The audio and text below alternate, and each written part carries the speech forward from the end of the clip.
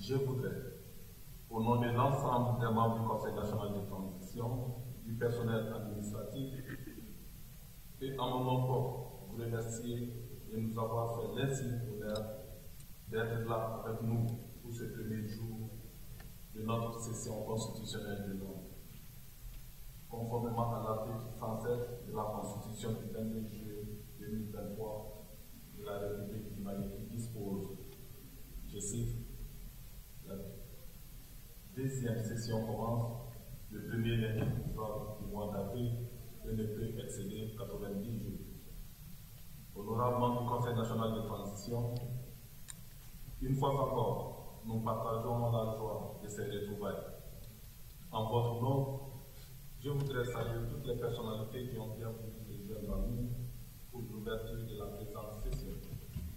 Je remercie particulièrement M. le Premier ministre, chef du gouvernement, Dr Shogel Kokala Menga, dont la présence vient confirmer l'exemplarité des relations qui lient nos deux institutions. Cette cérémonie m'offre d'ailleurs l'heureuse occasion de lui réitérer mes encouragements ainsi qu'à toute l'équipe gouvernementale pour les efforts multiformes qu'ils déploient au quotidien pour la satisfaction des préoccupations de nos populations, conformément aux orientations de son Excellence, le colonel Assimi Goïta, président de la transition, chef de l'État. Ces remerciements s'adressent également à l'ensemble des chefs d'institutions qui contribuent tous par leurs actions de tous les jours à la réussite de la transition. La session qui s'ouvre aujourd'hui aura à se pencher essentiellement sur l'examen des projets de texte. C'est pourquoi je voudrais exhorter l'ensemble des membres du Conseil national de transition à observer, comme il est de coutume, toute l'attention qui sied la circonstance tout au long de cette session. Sur le tableau de saisine, nous avons déjà enregistré une vingtaine de projets et de propositions de loi, parmi lesquels les projets de code pénal et de code de procédure pénale, les projets de loi relatifs au financement des projets de renforcement du réseau électrique et d'extension de l'accès à l'électricité au Mali, les projets de loi relatifs à la création de l'Institut national de statistique et de la Direction générale des domaines et du cadastre. À ces textes déjà déposés sur notre table, nous nous attendons certainement à d'autres dans les prochains jours. Aussi, nous allons continuer à œuvrer pour un Conseil national de transition efficace, dédié à la réussite de la transition, tout en étant une institution ouverte, disponible, accessible, qui communique et qui s'assume. Dans ce cadre, nous allons de façon périodique éditer et publier les questions écrites ainsi que certains rapports d'information parlementaire d'importance capitale. Monsieur le Premier ministre, chef du gouvernement, honorables membres du Conseil national de transition, distingués invités, mesdames et messieurs, la période d'intercession qui vient de s'achever n'aura été de tout repos pour les membres du Conseil national de transition. En effet, sur le plan de la diplomatie parlementaire, cette intercession a été marquée par d'intenses activités parmi lesquelles le déplacement d'une grande délégation du Conseil national de transition en République sœur et amie du Burkina Faso. À l'issue des différents échanges et rencontres entre les membres des deux institutions législatives, des recommandations fortes ont été formulées afin de concrétiser les objectifs de renforcement de la coopération parlementaire. Une délégation de haut niveau du Conseil national de transition a également participé à Téhéran, en Irak, à une réunion extraordinaire du comité permanent de la Palestine de l'UPCI. Au cours de cette réunion, les parlementaires des pays membres de l'UPCI ont appelé fermement à une cessation immédiate des hostilités à Gaza en particulier et dans tous les territoires palestiniens. Nous saluons également la participation de qualité du Conseil national de transition à la réunion conjointe des ministres de l'Alliance des États du Sahel, AES, qui s'est tenue à Ouagadougou. Cette réunion visait à mieux coordonner l'action politique et diplomatique de l'AES. Une autre délégation du Conseil national de transition a participé à Luanda, en Angola, à la 64e session de l'Assemblée parlementaire de l'Organisation des États de l'Afrique, des Caraïbes et du Pacifique, OEACP. Les réunions qui se sont tenues dans ce cadre sur le thème un nouvel élan pour les réunions OACP-UP, un partenariat animé par les citoyens, ont marqué une étape importante dans le renforcement des liens entre les pays membres de l'OACP et ceux de l'Union européenne. Le Conseil national de transition a participé à la table ronde organisée à Djamena au Tchad sur le thème Femmes et transition politique en Afrique. Cette rencontre a salué les progrès réalisés par la transition dans le sens d'une plus grande présence des femmes dans les instances de décision. Le Conseil national de transition était également à la réunion du réseau des communications, des commissions parlementaires africaines de la santé à Mazérou Lesotho et à la 18e conférence de l'Union parlementaire des États membres de l'Organisation de la coopération islamique, UPCI. Une délégation du Conseil national de transition est rentrée il y a juste quelques jours de Genève, où elle a participé à la 148e Assemblée et réunion connexe de l'Union interparlementaire. Cette Assemblée a regroupé 180 pays. C'est le lieu de saluer le sens élevé des devoirs de certains membres du Conseil national de transition qui, une fois ils ont été cités dans les dossiers, ont préféré démissionner et se mettre à la disposition de la justice. Quel courage patriotique! Je vous demande de les ovationner. Merci bien. Monsieur le Premier ministre, chef du gouvernement, honorables membres du Conseil national de transition, distingués invités, mesdames et messieurs, dans le cadre de l'exercice du contrôle de l'action gouvernementale, le Conseil national de transition a initié des missions de visite sur le terrain. C'est ainsi qu'à Balengue, Sirako, Sélinki, Sékou et dans la région de Kulkoro, ces missions du Conseil national de transition ont eu à visiter certaines réalisations, s'entretenir avec des responsables et des techniciens, voir l'état du matériel, contrôler l'effectivité de certaines opérations. À ces activités de contrôle de l'action gouvernementale, il faut ajouter les audiences que nous avons accordées à des ambassadeurs, amis du Mali, associations, syndicats et autres personnalités qui ont bien voulu accepter de venir nous témoigner de leur sympathie par rapport à la conduite de la transition dans notre pays. Qu'ils reçoivent tous ici l'expression de notre sincère amitié, de notre respect et de notre gratitude. Je ne pourrais terminer cette page consacrée aux activités durant l'intercession sans évoquer la présence de membres du Conseil national de transition à Moscou sur invitation de la Douma d'État comme observateur lors de l'élection du président de la Fédération de Russie.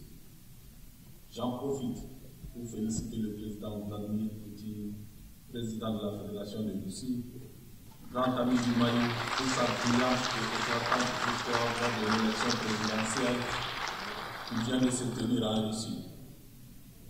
C'est le lieu de condamner fortement et fermement cette attaque barbare et ignoble qui a visé les populations civiles russes sans défense le vendredi 22 mars dernier au centre commercial Office City Hall, occasionnant des morts et de nombreux blessés.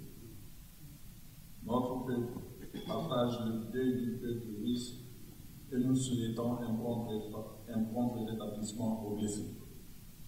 Aussi, nous saluons la victoire du président Bassirou Diomaye Faye à l'élection présidentielle qui vient de se dérouler au Sénégal. La victoire du président Bassirou Diomaye Faye sonne comme un appel de la jeunesse à la classe politique africaine. C'est le lieu et l'occasion de saluer le vaillant peuple sénégalais pour sa maturité et l'organisation réussie de l'élection présidentielle.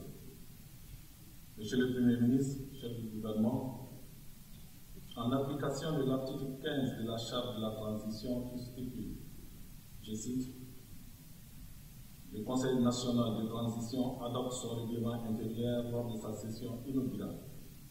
Le Conseil national de transition adopte le plan d'action de la feuille de route de la transition présentée par le Premier ministre. Et de l'article 16 qui dispose, le Conseil national de transition veille à l'orientation, au contrôle et au suivi évaluation de la feuille de route de la transition. Je voudrais vous demander de bien vouloir envisager les dispositions utiles afin que cet exercice ait lieu. La conférence des présidents en fixera la date qui vous sera communiquée. Ce contrôle parlementaire, Monsieur le Premier ministre, vous permettra certainement de faire le point de l'exécution du plan d'action du gouvernement. L'occasion sera également mise à profit par les membres du Conseil national de transition et par nos compatriotes pour mieux s'informer sur les réalisations et les difficultés rencontrées dans la mise en œuvre du plan d'action du gouvernement auquel nous avons donné notre approbation ici même. Monsieur le Premier ministre, chef du gouvernement, honorables membres du Conseil national de transition, distingués invités, mesdames et messieurs, au Conseil national de transition, nous avons pris acte avec bonheur de la dénonciation du tragique accord pour la paix et la réconciliation au Mali, issu du processus d'Alger, signé en 2015. Le peuple malien, dans sa globalité, ne reconnaît pas cet accord d'Alger. Les réalités de 2015 ne sont plus d'actualité. Nos formants, nos graves formants ont reconquis tous les espaces perdus, y compris qui était le dernier refuge des rêveurs apatrides manipulés par des mains criminels. L'accord d'Alger n'était qu'un simulacre de paix et de réconciliation. Une insulte au Mali qu'on voulait déstabiliser en l'affaiblissant. Ils ont échoué devant le patriotisme de notre peuple et grâce à la bravoure et à l'engagement de nos dignes familles. Nous avons aussi salué les décisions de leurs excellences, le capitaine Ibrahim Traoré, le colonel Assimi Goïta et le général de brigade Abdourahmane Tiani qui ont pris leurs responsabilités devant l'histoire de se retirer en toute souveraineté de la communauté économique des États de l'Afrique de l'Ouest, CEDEAO, le 28 janvier 2024. Ces décisions de nos trois chefs d'État sont salutaires. Le retrait de la CEDEAO est un acte politique qui a une portée historique. Monsieur le Premier ministre, chef du gouvernement, honorables membres du Conseil national de transition, distingués invités, mesdames et messieurs, il vous souviendra, il y a de cela quelques mois, le lundi 2 octobre dernier, lors de l'ouverture de la session ordinaire d'octobre 2023, je disais ceci. La situation actuelle de notre pays exige que tous les acteurs pensent à l'essentiel, à savoir un Mali unifié, pacifié et laïque. Pour atteindre cet objectif, nous devons taire nos querelles partisanes, mettre de côté nos intérêts particuliers, faire preuve d'impartialité, de compréhension mutuelle, promouvoir la paix à travers une cohésion forte, éviter d'engager des combats politiques par procuration. Avons-nous été compris ces jours-là? Au regard des derniers développements au niveau de certains états-majors politiques, je pense que non. Ou peut-être, comme vous l'avez dit souvent, monsieur le Premier ministre, le message a été confondu avec le messager. Nous devons éviter les combats corporatifs, les luttes source de division. Nous devons penser à l'unité nationale, aux intérêts collectifs. Nous devons rester soudés, debout comme un seul homme, sans parti ni calcul. La seule lutte qui vaut la peine d'être menée est celle qui nous unit. Nous devons nous départir de nos égos. La nation est au-dessus de tout. Elle est l'essence, le reste n'est que contingence, puérile, futile et artificielle. Il urge que les discours publics soient mesurés et propices au débat dans un climat de passionné, que les échanges soient constructifs et que les confrontations d'idées respectueuses des opinions des uns et des autres. Ce pays, ce beau Mali qui nous a été légué par nos ancêtres appartient à nous tous et personne ne le battra à notre place. Ensemble, nous devons en faire un pays où il fait bon vivre, riche de ses valeurs, fier de son glorieux passé et profondément engagé sur le chemin de l'émergence. Nous avons un passé commun, nous avons un destin commun, qui sont nous tous, nous en souvenir. Il nous faut promouvoir la paix et l'unité nationale en évitant les discours haineux, agressifs, provocants et sécessionnistes qui profitent aux apatrides. Monsieur le Premier ministre, chef du gouvernement, honorables membres du Conseil national de transition, distingués invités, mesdames et messieurs, comme vous le savez, le président de la transition, son Excellence le colonel Assimi Goïta, chef de l'État, a officiellement reçu le lundi 4 mars 2024 à Kourouba le rapport général des termes de référence du dialogue intermalien pour la paix et la réconciliation nationale. Cette rencontre fut un moment pratique pour la rencontre des cœurs et des esprits. Ce dialogue est le point d'ancrage des idées des Maliennes et des Maliens sur leur pays. Au Conseil national de transition, nous soutenons sans réserve ce dialogue intermalien initié par le président de la transition. Il nous incombe à tous de travailler afin que les filles et les fils du Mali se parlent et que plus jamais nos différends ne soient gérés ni ailleurs ni à partir d'agendas concoctés par qui que ce soit de l'intérieur ou de l'extérieur. Nous avons la lourde responsabilité d'assumer consciencieusement et clairement le destin de notre peuple. Nous ne permettrons plus à qui que ce soit d'aller marchander nos problèmes à notre détriment. Aux problèmes maliens, nous allons désormais nous regarder droit dans les yeux et trouver des solutions maliennes propres à nos cultures, à nos philosophies et à nos pensées. Je voudrais profiter de cette rentrée solennelle de la session ordinaire d'avril 2024 en ce mois sacré du Ramadan qui tend vers sa fin et du lundi de Pâques que nous avons célébré il y a juste une semaine pour lancer un appel au pardon mutuel. Pardonnons-nous, parlons-nous, unissons-nous, unis nous assurerons le succès de nos âmes, unis nous triompherons de toutes les adversités. Donnons-nous la main, soyons tous les dignes héritiers du Mali. Monsieur le Premier ministre, honorables membres du Conseil national de transition, distingués invités, mesdames et messieurs, en dépit de la crise mondiale persistante en cours, il convient de noter que notre pays a engagé des performances économiques remarquables. À cet effet, je voudrais féliciter le gouvernement pour la marche imprimée à notre économie.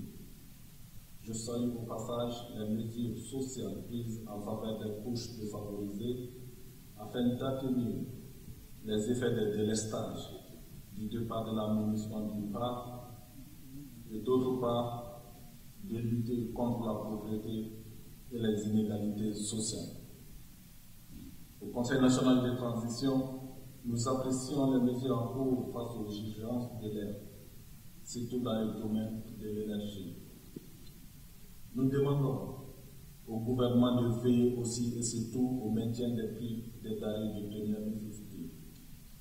Monsieur le Premier ministre, chef du gouvernement, comme vous le savez, le président de la transition, son Excellence le colonel Assimi Goïta, chef de l'État, a reçu officiellement le mardi 12 mars 2024 à Kourouban le rapport des États généraux de l'éducation. La tenue des États généraux sur l'éducation était une des fortes recommandations des assises nationales de la refondation. Le Conseil national de transition s'inscrit dans cette vision pour la refondation du système éducatif qui est de former d'ici à 2038 un citoyen nouveau, patriote et bâtisseur d'une société démocratique, acteur du développement économique, social et environnemental du pays, enraciné dans sa culture, maîtrisant les savoirs endogènes, participant au progrès scientifique et technologique et contribuant activement à la culture de la paix et au vivre ensemble. Nous saluons aussi la tenue par le gouvernement en collaboration avec la Fédération malienne de football du symposium national sur le football malien. À l'issue de ce symposium, plusieurs recommandations ont été formulées qui permettront sans doute à notre sport roi d'être plus performant. Sur le plan diplomatique, le Conseil national de transition suit et soutient les intenses activités menées par le gouvernement de la transition, qui sont les signes du renouveau diplomatique de notre pays. L'un des symboles de ce renouveau diplomatique a été donné le 19 mars dernier par la présentation des lettres de créance de 5 nouveaux ambassadeurs à son Excellence le colonel Assimi Goïta, chef de l'État, qui disait que le Mali était isolé. Le Mali n'est pas isolé, il ne sera d'ailleurs isolé, plaise à Dieu.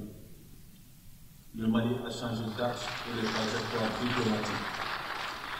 Il fait face à de nouveaux défis et propose de nouvelles éventualités pour ses intérêts. Aux nouveaux ambassadeurs, nous disons au Bismillah et aux autres amis sincères de notre pays qui sont restés avec nous dans le respect des 3 principes définis par le président de la transition, à savoir le respect de la souveraineté du Mali, le respect des choix stratégiques et du choix des partenaires opérés par le Mali et la défense des intérêts vitaux du peuple malien dans les décisions prises. Nous disons merci, merci d'être restés aux côtés de notre peuple.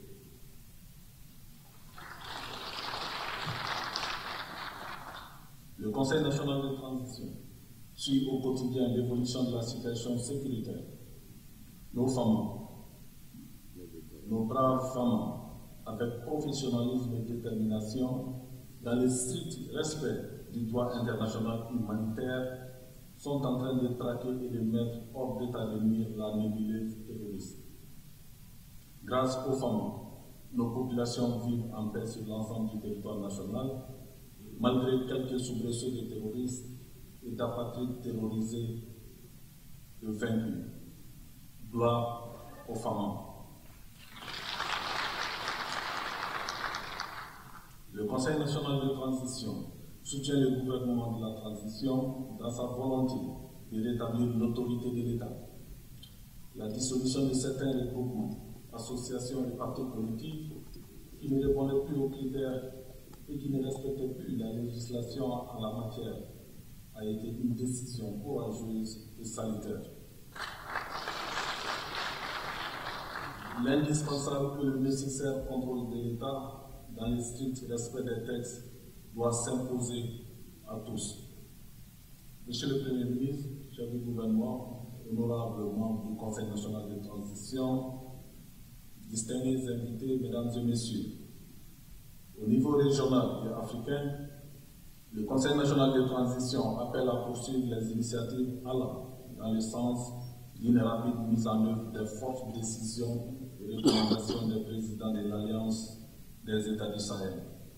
Le peuple de l'AES attend la réalisation des décisions prises par les 3 chefs d'État, dont le leadership ne souffre d'aucune ambiguïté.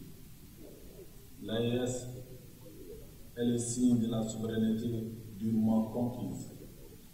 Les actes politiques qui seront portés à l'aune de la grandeur, de la dignité retrouvée, finissent donc les dictats et les manipulations. Le Conseil national de transition appelle à une cessation rapide des hostilités au Soudan, à Gaza en particulier et dans tous les territoires palestiniens. Il est temps que cessent à Gaza et dans les territoires palestiniens les violations à répéter des droits humains et humanitaires, les pertes en vies humaines. Face à la montée de la crise dans les autres parties du monde, nous en appelons à la raison pour que cessent les bruits des armes et que triomphe le dialogue pour un monde de paix.